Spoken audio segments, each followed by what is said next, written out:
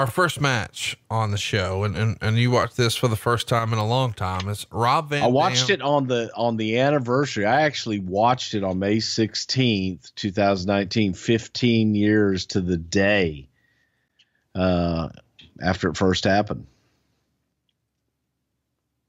Cool. Rob Van Dam and Rey Mysterio beat the Dudleys 15 minutes, 19 seconds, 3 stars on the Observer.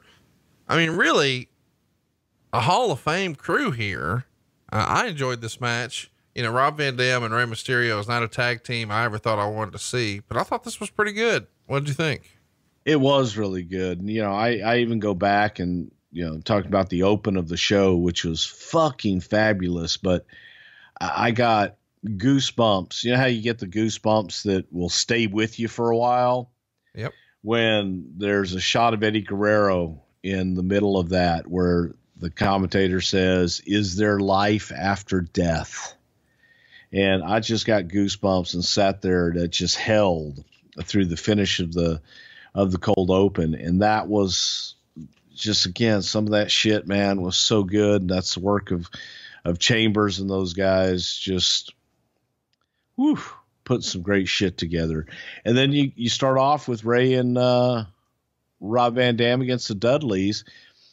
All four had great chemistry. The Dudleys and Van Dam, back from their ECW days, they'd worked together so many times. And it was a good, solid, great opener for the pay-per-view. Without question. There is one funny little thing that happens in the middle of the match.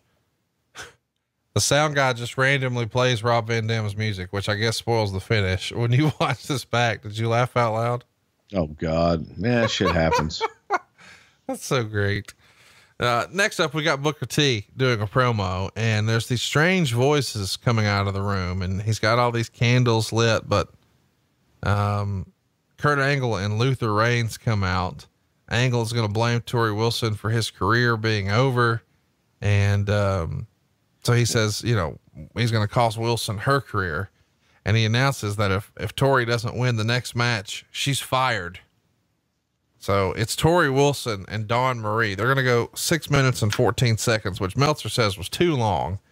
And, they're doing their best, but they're probably, I don't know, not pay-per-view worthy based on wrestling, but that's not why they're here. They're here to have Torrie Wilson rip Dawn Marie's tights off. And she's got on a skimpy little flesh colored thong. And she's pinned pretty quickly after a backslide. Quarter star. This is just to get, some scantily clad women on the pay-per-view here, is it not? Well, I would never argue about ever having Dawn Marie or Torrie Wilson scantily clad anywhere. But man, going back, even the Booker T interview was just classic stuff. It just made me reminisce of how much fun it always was to work with Booker, because you could give Booker anything and he would make it better. And that's what Booker did with this whole program with The Undertaker, with the voodoo shit.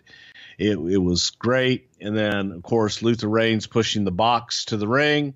And if you come out of a box, motherfucker, you are over.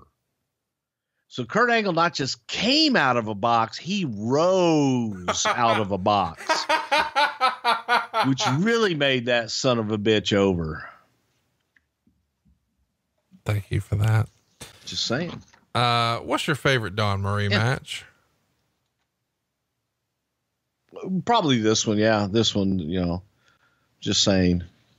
Well, I don't know if there's any way to save this next match. It's Mordecai and Scotty 2 Hotty. They're going to go 3 minutes and 1 second. Of course, Mordecai's debuting here and gets a win by pinfall. Meltzer would say he had a Undertaker / Kane-like ring entrance and a strong opening presentation. Quote, once the bell rang, the crowd was dead. They're trying to make him both slow moving, but intense, and it didn't work and it didn't get over. His finisher is the Scott Hall Outsider's Edge dud.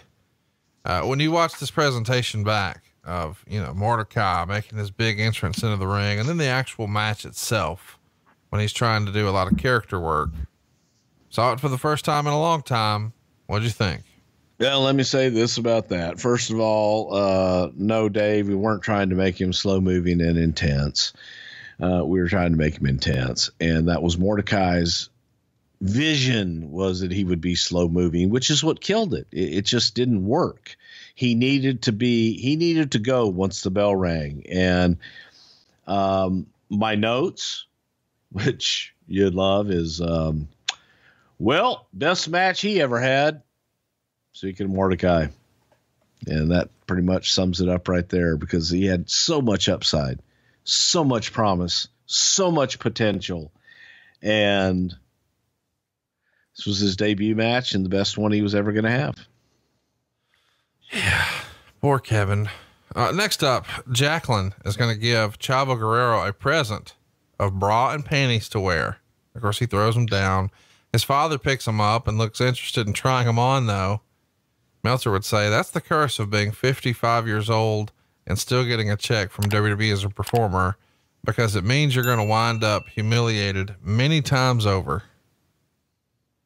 Your response? Fuck Dave Meltzer. And here's another opportunity where you look at something and I know everybody will sit here and go, oh my God, I gush over the Guerreros. I do gush over the Guerreros because I think that they were just that damn good.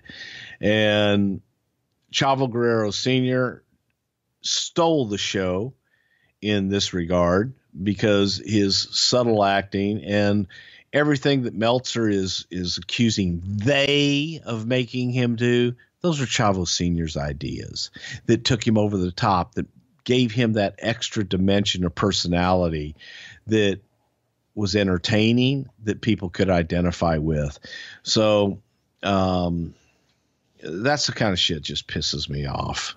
And Chavo Guerrero made it. I loved the scene backstage, and Chavo's underplaying it and Chavito catching him was just pure classic.